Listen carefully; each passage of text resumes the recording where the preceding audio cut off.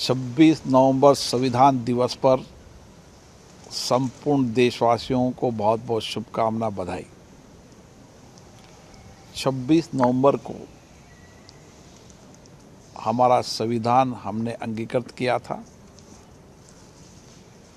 और हमारे संविधान बनाते समय बाबा साहब अम्बेडकर और मनुष्यों का त्याग, समर्पण, उनके कर्तव्य को याद करने का दिन है कि आज 75 वर्ष की लोकतंत्र की यात्रा में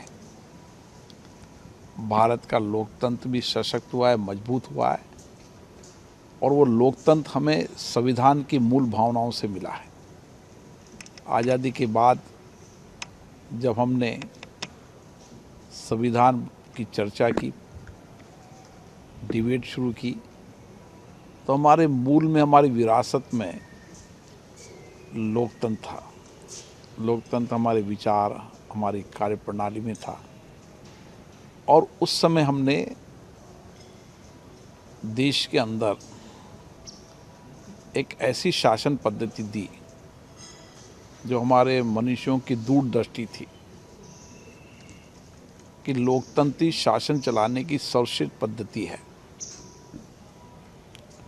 और उन महान मनुष्यों का दूरदृष्टि और उनका दृष्टिकोण इतना व्यापक था, उनका चिंतन इनका व्यापक था कि उस समय उन्होंने संविधान बनाते समय संपूर्ण देश की विविधताएं, भाषा की विविधताएं, धर्म की विविधताएं, राजनीतिक दलों की विविधताएं, उन विविधताओं को कैसे एक साथ जोड़ा जा सकता है, हमारी विविधता हमारी ताकत बढ़े, इसके लिए संविधान की मूल भावनाएं हैं और संविधान के कारण ही हमारी विविधताएं ताकत बनी और संविधान के कारण ही हमारी लोकतांत्रिक प्रक्रिया हमने अपनाई जो आज दुनिया की सर्वश्रेष्ठ पद्धति है।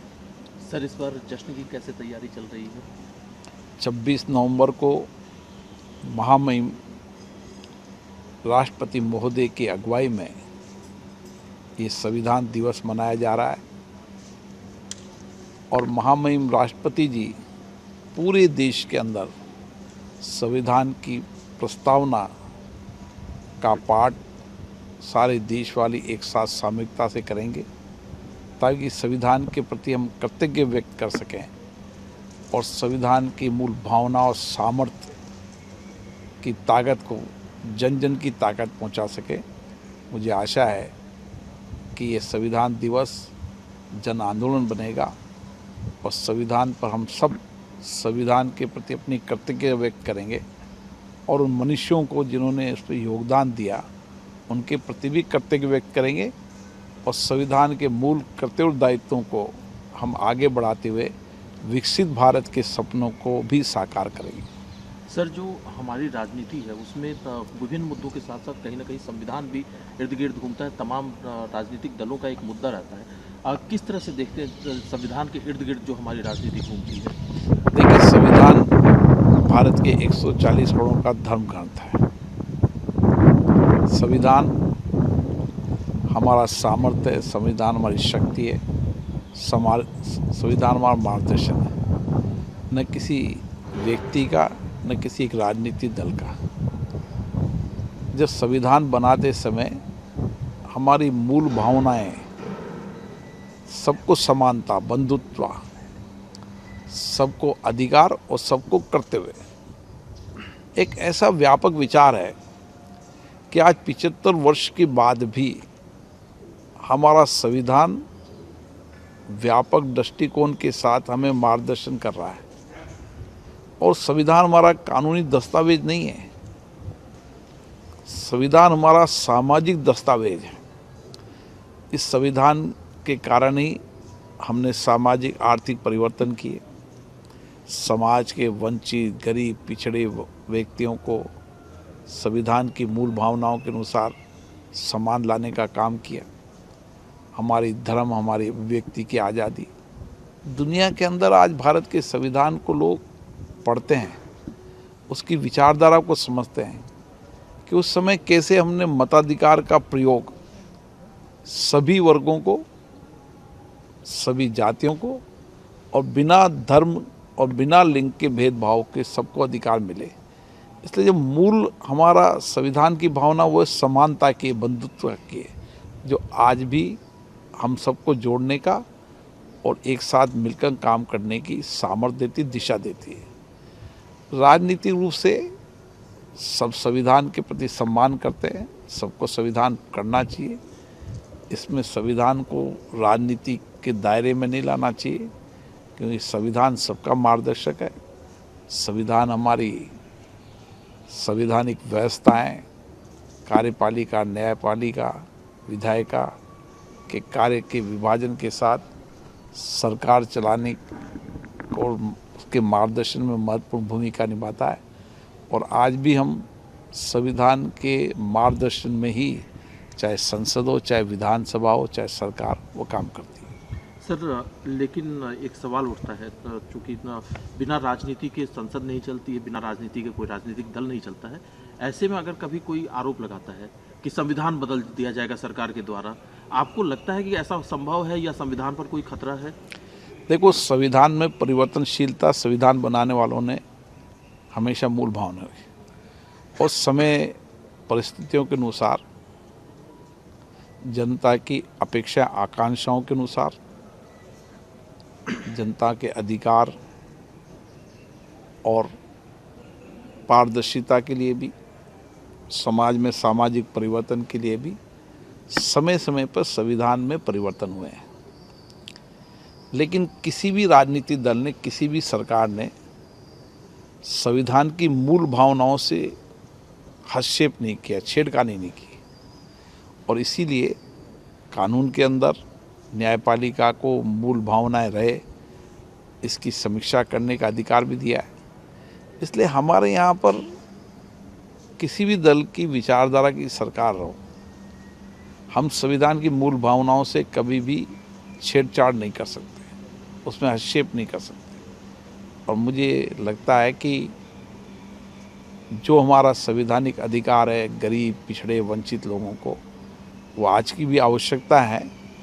और इसीलिए भारत के प्रधानमंत्री जी ने समय समय पर देश और राष्ट्र को हमेशा कहा है कि समाज के वंचित, गरीब, पिछड़े लोगों को आज भी सामाजिक आरक्षण की आवश्यकता है। और इसीलिए उनको सामाजिक आरक्षण के साथ उनके जीवन के अंदर समृद्धि आए, उनके जीवन में सामाजिक परिवर्तन हो, उसके लिए संविधान के मूल दर्शन में सरकार काम करती है। सर, एक मुद्दा उठता है कि संविधान का अक्षरशः पालन हो। लोकसभा के अध्यक्ष के तौर पर आप क्या समझते हैं, कितना अक्षरशः पालन होता है और क्या संदेश आप देना चाहते हैं?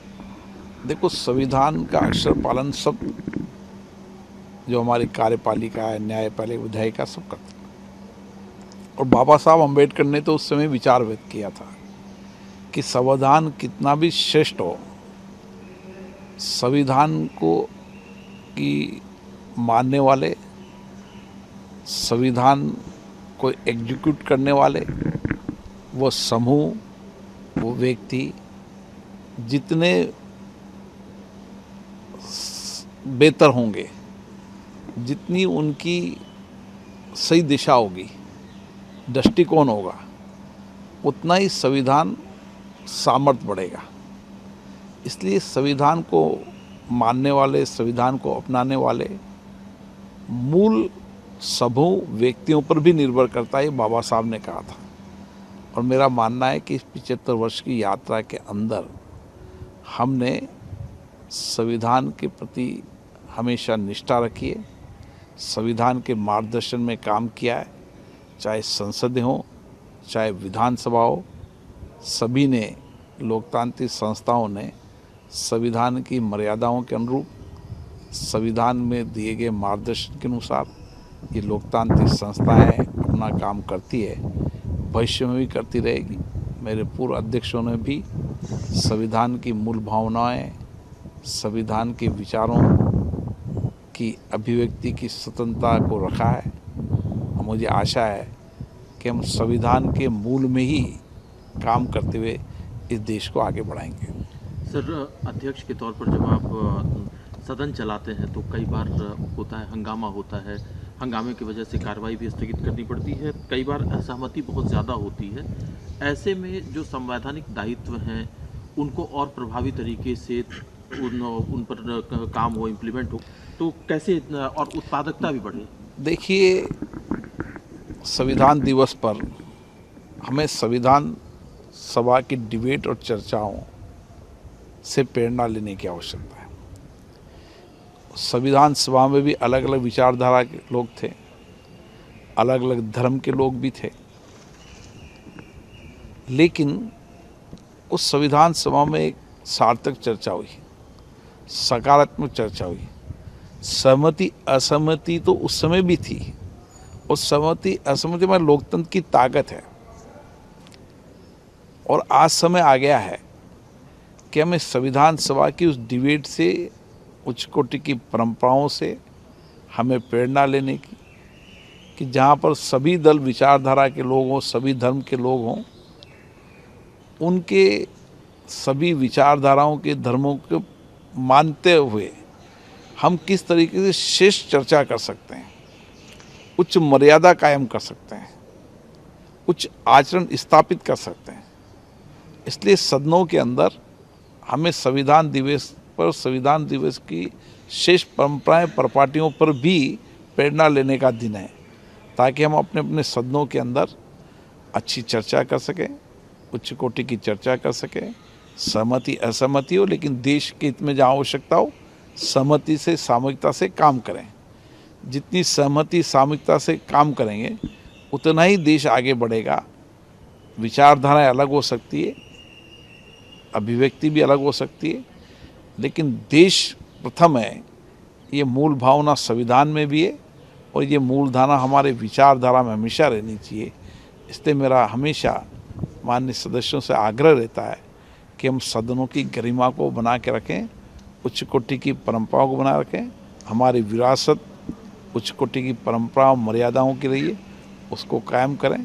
मुझे आशा है कि सभी माननीय सदस्य अपने शिष्ट आचरण करते हुए सदन की मर्यादाओं और गरिमा को बनाते हुए एक अच्छी चर्चा संवाद करेंगे और अच्छी परंपराएं स्थापित करेंगे। एक आखिरी सवाल है सर, क्योंकि कल से शीतकालीन सत्र शुरू हो रहा है, आपके साथ हमने कई जगह पर all India presiding officer conference भी कवर किया, जिसमें कि एक बात पर सहमति बनी, जैसा आप कह रहे हैं कि हंगामा होता है तो आपकी अपेक्षा रहती है, उसमें कई जगह पर जो विपक्षी दलों की भी जिन राज्यों में सरकारें हैं उनके भी अध्यक्ष ने कहा कि वेल में आने के लिए नियम कड़े कायद होने चाहिए, प्ले कार्ड लेकर के कोई ना आए। ये तमाम चीज़ें एक अध्यक्ष के तौर पर, लोकसभा अध्यक्ष के तौर पर आप क्या अपेक्षा करते हैं इस शीतकालीन सत्र में? नियम परंपराओं से मैं आचरण को बदला नहीं जा सकता। नियम परंपराएं एक दृष्टिकोण देती, दिशा देती है। इसलिए बाबा साहब ने उस समय कहा था कि संविधान को मानने वाले और संविधान को एग्जीक्यूट करने वाले लोगों पर निर्भर करेगा। आज भी संविधान हो चाहे संसद हो, उच्च कोटि की मर्यादाएं, उच्च कोटि का आचरण हमारे व्यवहार में होना चाहिए। जितना हमारे व्यवहार चिंतन में उच्च कोटि का व्यवहार होगा, आचरण की शुद्धता होगी, उतनी ही हम बेहतर संस्थाओं की गरिमा को बढ़ा पाएंगे। जो बाबा साहब ने कहा था वो विचार आज भी है, और कितना व्यापक दृष्टिकोण था कि अलग अलग विषयों पर उनका दृष्टिकोण आज 75 वर्ष बाद भी हमें लगता है कि आज उसी दृष्टिकोण की आवश्यकता है, उसी मार्गदर्शन की आवश्यकता है। और मुझे आशा है सब बाबा साहब के उस मार्गदर्शन को मानते हुए कि व्यक्तियों पर बहुत निर्भर करता है। मेरा मानना है कि माननीय सदस्यों के उस आचरण पर, व्यवहार पर बहुत निर्भर करता है हमारी सदन की मर्यादाओं, उच्च कोटि की परंपराओं को लागू करना।